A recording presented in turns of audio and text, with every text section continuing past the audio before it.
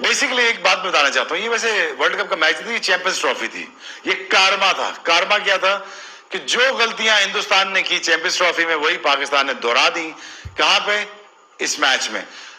عبرتناک ہار کے بعد پاکستان کرکٹ ٹیم کے سابق کپتان، سابق کھلاڑی، سابق بولر، سابق بلے باز سبھی پاکستان ٹیم پر برس پڑے گئے۔ ایک طرف پاکستان ٹیم چیمپئن ٹرافی سے آؤٹ ہو چکا ہے، دوسرا پاکستان کی اتنی گھٹیا قسم کی کارکردگی کو دیکھ کر غصہ تو آ رہا ہے کہ ان 4 پلیئرز کی وجہ سے پاکستان ہارا ہے۔ مجھے ضرور کومنٹس کے اندر بتا دیجیے گا، ابھی کبھی بتا دیجیے گا، جتنے پاکستانی دیکھ رہے ہیں مجھے ضرور آج کومنٹس کے اندر آپ لوگوں نے بتانا بھائی اتنا گھٹیا قسم کی کارکردگی بھی ہوتی ہے جو پاکستان نے دکھائی ہے۔ یار اتنا توقع ہم نہیں لگائے بیٹھے تھے کہ پاکستان اتنے بھی حد تک گر سکتا ہے جس طریقے سے پاکستان گرا ہے، اور اتنی شرم آ رہی ہے، اتنی شرم محسوس ہو رہی ہے پاکستان کی ایسی گھٹیا کارکردگی پر۔ نہ فیلڈنگ اچھی ہے، نہ بیٹنگ اچھی ہے، نہ بولنگ اچھی ہے۔ شعیب اختر وہ سبھی پریشان ہے اس وقت، سبھی حیران ہیں، اور 4 جن پلیئرز پر کافی غصہ آ رہا ہے ان میں طیب طاہر ہے آپ کے سامنے، شاہین سافریدی، کوئی سمجھ نہ بیٹنگ نہ بولنگ نہ کسی چیز کی سمجھ ہے۔ خوشدل کی فیلڈنگ مس ہو رہی ہے، یا سعود شکیل کا کوئی اتا پتہ نہیں ہے، کوئی پراپر اوپنر نہیں ہے، کوئی سپنر نہیں ہے ہمارے پاس۔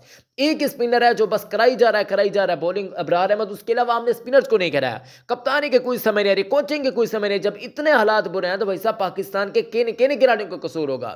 لوگ تو ماں بہن کی گالیاں دیکھ رہے ہیں، کتے پتہ نہیں کیا کیا یہاں تک بھی کہہ